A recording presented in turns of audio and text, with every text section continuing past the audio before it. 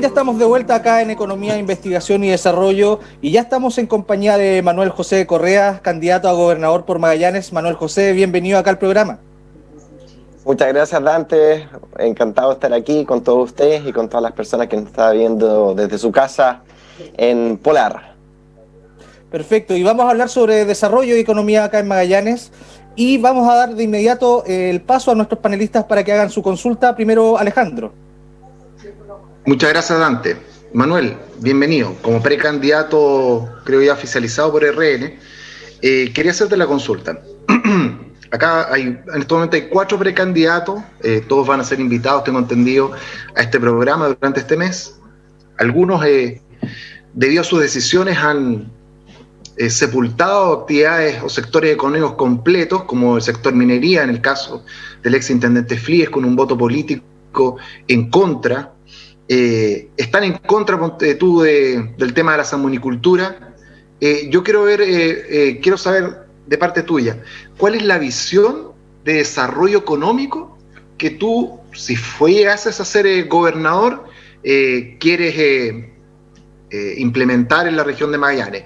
Obviamente con todas las limitantes que tiene el gobernador actualmente respecto a las funciones que desarrolla. Perfecto.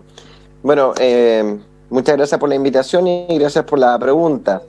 Es una pregunta bastante amplia y voy a tratar de ser lo más resumido para responderla. No sé cómo estamos en los tiempos ni cuánto tiempo tengo para contestar más o menos, pero como gobernador regional sabemos que las funciones, las prerrogativas van a ser bastante limitadas inicialmente. El gobernador regional va a actuar como presidente del Consejo Regional y va a ser, yo digo, como un gerente general, ¿no es cierto?, del FNR. A algunos no les gusta el nombre gerente, pero va a ser un administrador del Fondo Nacional de Desarrollo Regional. Pero no va a ser el jefe de gobierno interior, eso va a estar en manos del delegado presidencial, quien va a manejar las seremías, es decir, los sectoriales, es decir, ¿no es cierto?, lo que es el gobierno de nivel central, Ministerio de Obras Públicas, Vivienda, para que la gente más o menos lo ubique.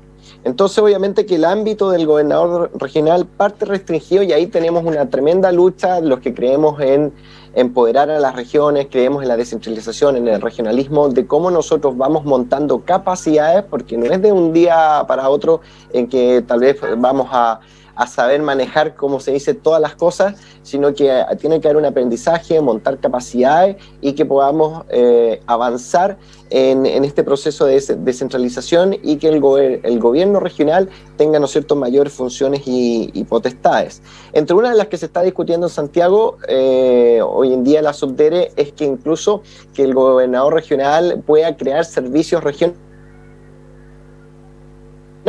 lo cual también es debatible, porque sabemos que hoy en día el Estado chileno más o menos representa el 25% del Producto Interno Bruto y es muy ineficiente en el gasto público.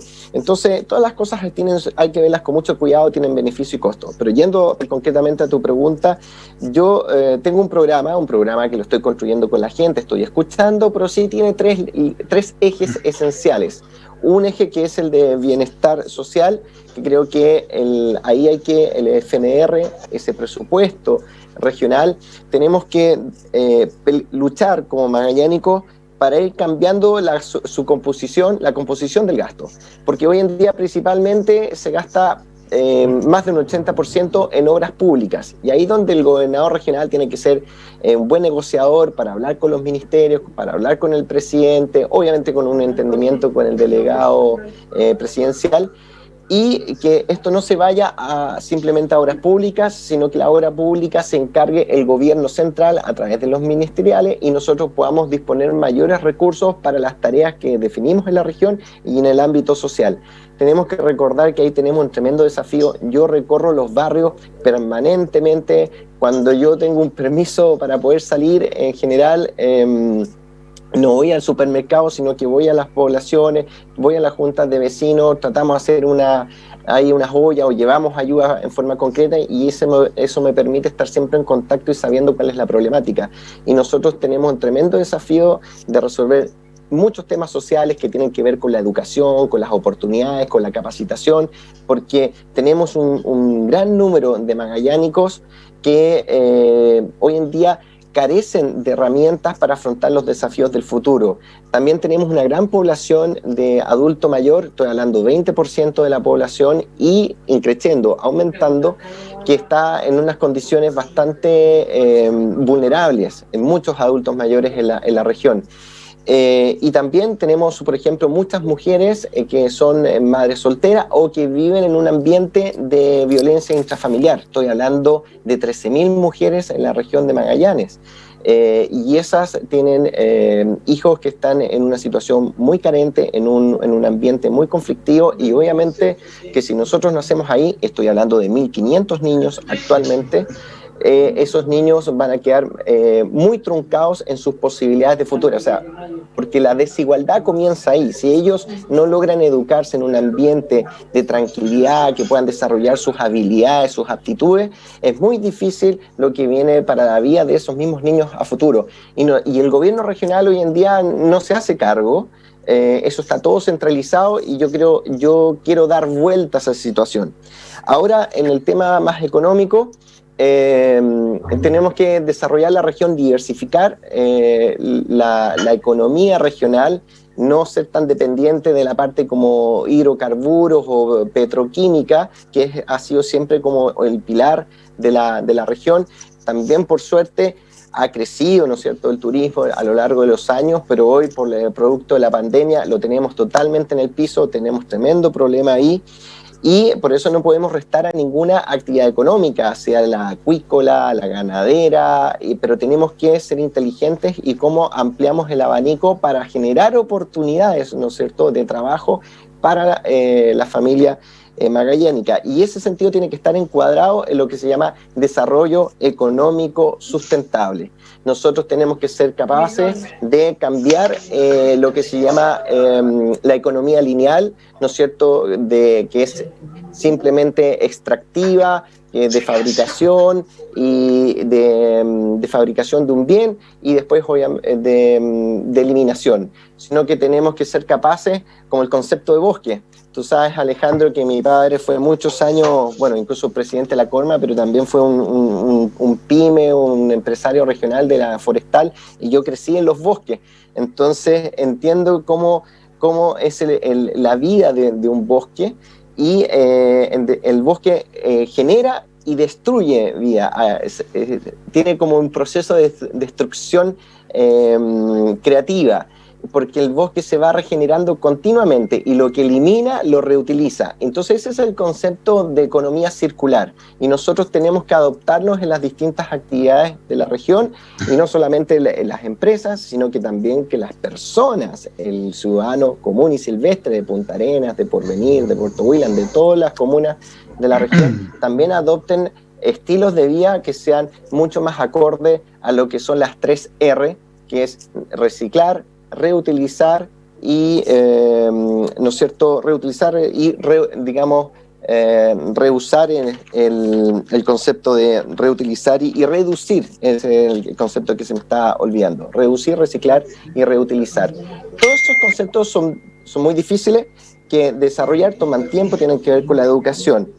Pero finalmente, en el otro eje, quisiera uno siempre profundizar en cada uno de los ejes mucho más, pero tenemos un gran desafío como desarrollo institucional y territorial, que se concadena con todos los demás.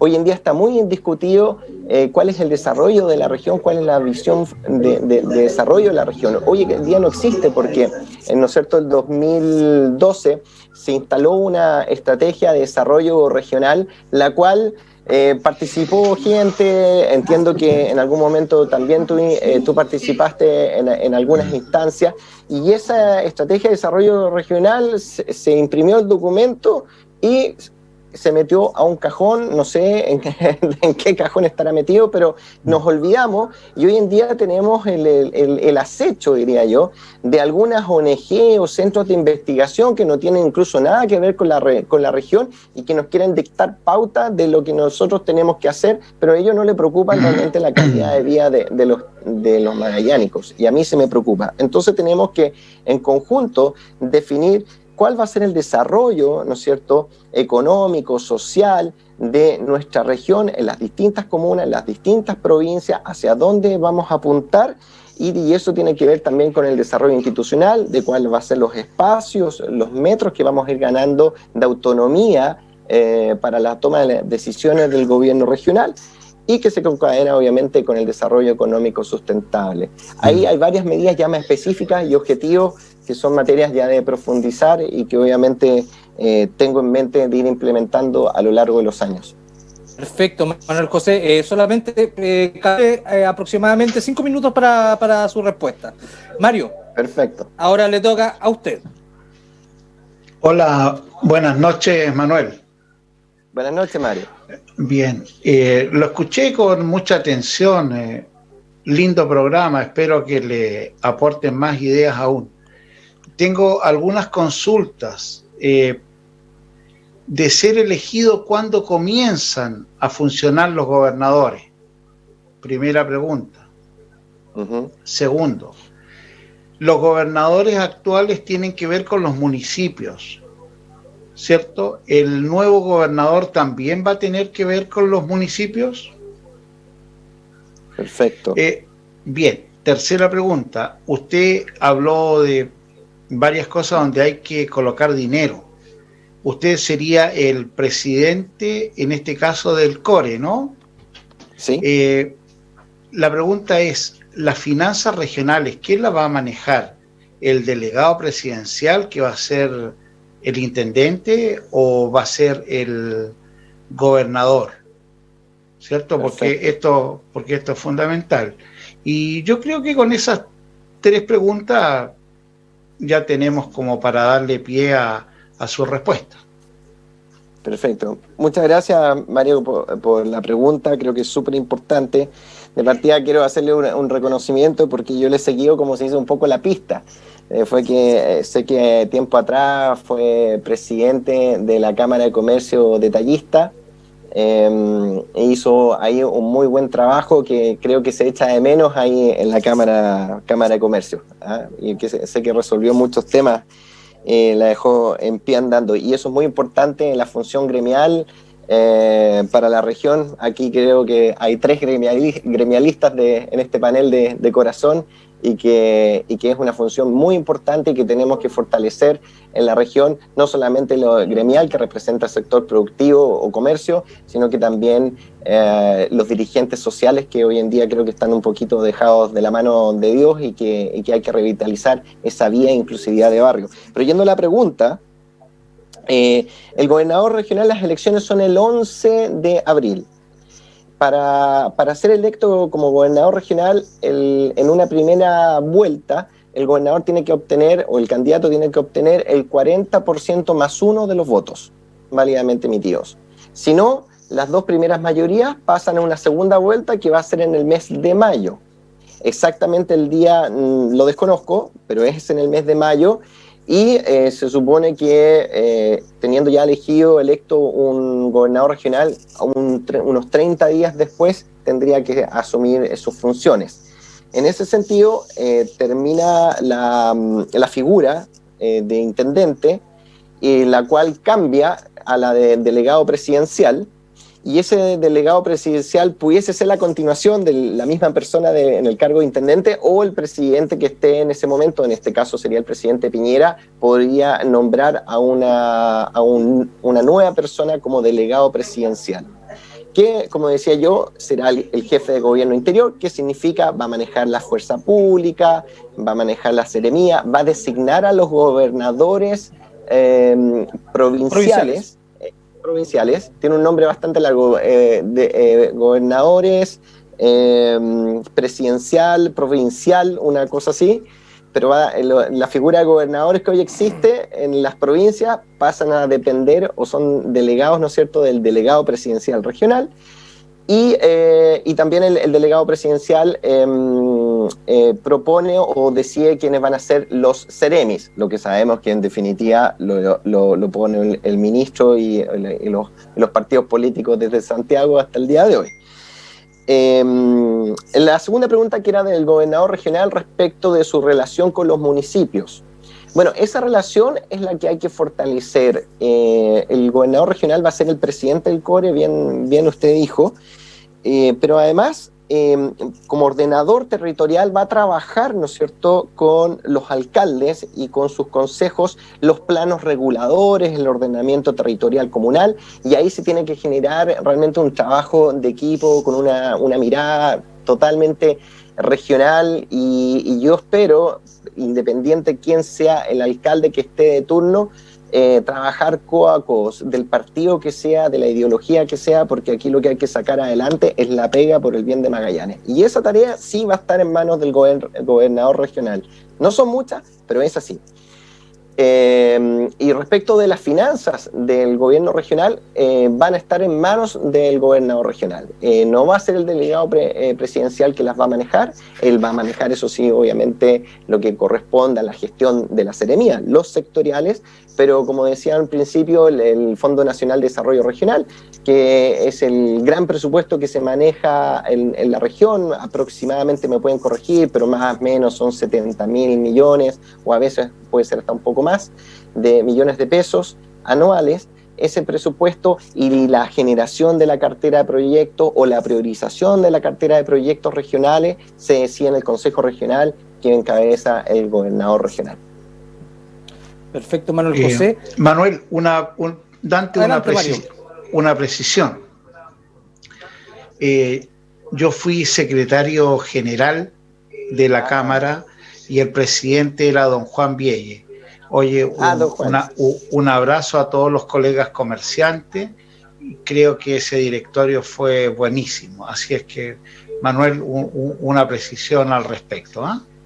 Perfecto, me equivoqué ahí los cargos. Don Juan, querido, lo quiero mucho y lo conozco harto, y bueno, pero sabía ese dato de esa gran tarea que había hecho, sí, que fue de los tiempos buenos de la Cámara. Exactamente, sí, muchas gracias.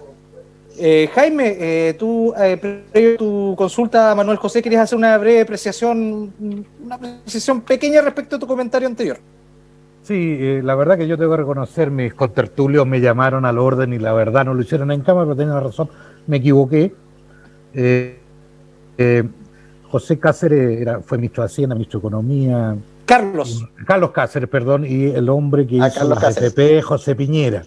Entonces la verdad que ahí fue un error mío y agradezco a los contertulios, pero para otra vez interrúmpame nomás, yo estoy... Carlos Cáceres me hizo clase. Errores. Carlos Cáceres me hizo clase. También a don Mario le hizo cárcel. Espero que en ese curso lo hayan superado. Espero que los alumnos sean mejor que don Mario y don Manuel. Ahora, dos cosas, Manuel, pero yo quiero ser más franco y brutalmente directo. Yo creo que la primera cosa que voy a hacer, el gobernador que salga electo tiene que ser un especialista en conflictos. Porque la ley que se hizo en Chile, los gobiernos regionales, es un desastre.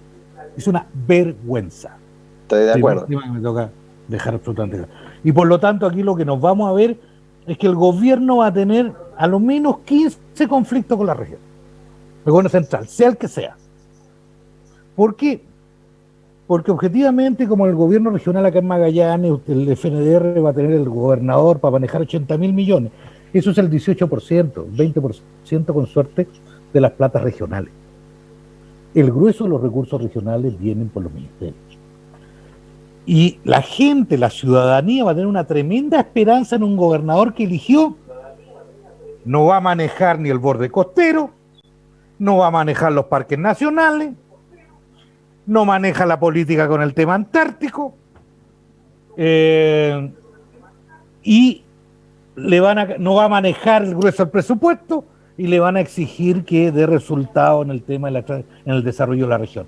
Lo cual, Jaime, si puede ser más conciso, por favor. Entonces, yo diría que eso es lo segundo que te marco. Por lo tanto, mi opinión es, y la pregunta más específica es si estás dispuesto o tú planteas derechamente que Magallanes tenga un estatuto de autonomía, ojalá en la nueva constitución. Porque ese para mí gusta un tema clave para poder cambiar el destino de esta ley de gobiernos regionales que se inventó, que es una vergüenza. A ver, Jaime, yo coincido, digamos, con el diagnóstico que tú haces, porque obviamente partimos cojo, vamos a partir cojo y es una realidad. ¿Ah? Y la gente va a tener grandes expectativas, como también la gente se ha hecho grandes expectativas de lo que puede ser la nueva constitución. ¿Ah? Mucha gente lamentablemente cree que porque se coloque en la constitución derecho a una vivienda, derecho a cualquier cosa, eso después se produce en la realidad y sabemos que no es así. ¿Ah? Sabemos que en general las cosas se hacen con buenas políticas públicas y con el dinero, el financiamiento como para respaldar las leyes y las políticas públicas que se hacen en un país que al terminar la pandemia, el 2024, la deuda bruta del gobierno va a ser del 45% del Producto Interno Bruto y vamos a estar pagando el 2024 $5.000 millones solamente en intereses por la deuda que hemos ido generando estos últimos años y que más encima se está agudizando ahora. Entonces, obviamente, eso nos va a colocar tremendas restricciones y va a jugar muy en forma conflictiva con las expectativas de la gente. Bueno, ahí va a ser una tremenda tarea de cómo un gobernador regional, justamente en mi manera de ser, que yo soy una persona como de campo, de terreno, desde pequeño he estado metido en los barrios haciendo mi trabajo como scout, como jefe de acción social del San José, presidente del colegio Punta Arenas y así en la universidad y en toda mi vida que he tenido, no tal vez como en un cargo de elección o en el gobierno, sino que en mi vida personal. Ahí voy a tener que hacer una pega muy de uno a uno con la comunidad para justamente ir pudiendo lo que somos capaces realmente de hacer con las expectativas y que eso realmente se combine. Partió muy mal la ley, partió muy coja. Lamentablemente hemos perdido todos estos años para mejorarla. La Subdere tenía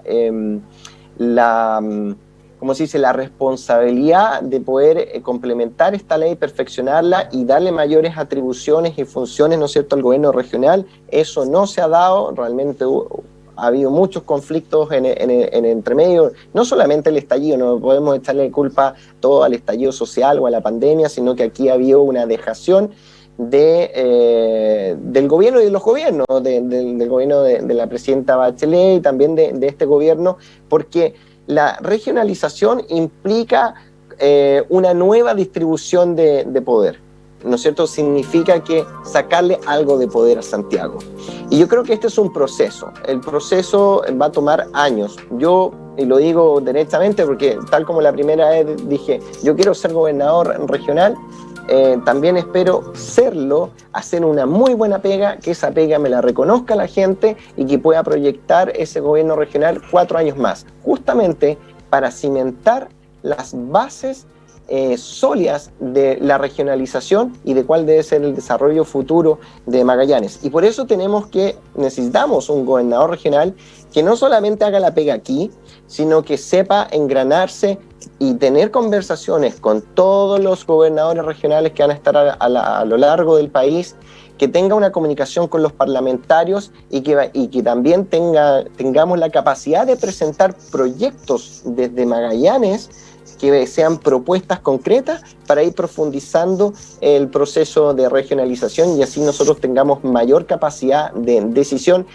en el diseño y en la implementación de políticas públicas. Yo eso sí creo, por cultura, por idiosincrasia y un montón de cosas, que creo en el Estado unitario. No soy de un extremo de un Estado federal, pero sí creo profundamente en la regionalización. lo llevo en la sangre. Hay que recordar que mi bisabuelo Manuel Chaparro fue el que logró que este territorio se convirtiera en la provincia de Magallanes allá por el año 27, 28, y fue el primer parlamentario de esta región. Él fue el fundador del Partido Regionalista, pero no separatista, nadie ha dicho eso, pero en definitiva nosotros somos una parte integrante de este hermoso Chile. Magallanes tiene su costumbre, su gente, su idiosincrasia, su historia distinta al resto del país, pero somos parte de Chile, no podemos olvidarlo, pero nosotros tenemos que ganar espacio y bueno, en 10, 20 años nos seguiremos haciendo preguntas y encontrando nuevas respuestas. Manuel José, queríamos agradecer. Una consulta, Sí, una consulta, un detalle. José Manuel, tú dijiste que vamos a llegar al término de la pandemia a un 45% de deuda al PIB. En el 2024, 2024. Lo que pasa es que yo ahí tengo dudas, porque nosotros antes de la pandemia ya teníamos un 29% de deuda al PIB.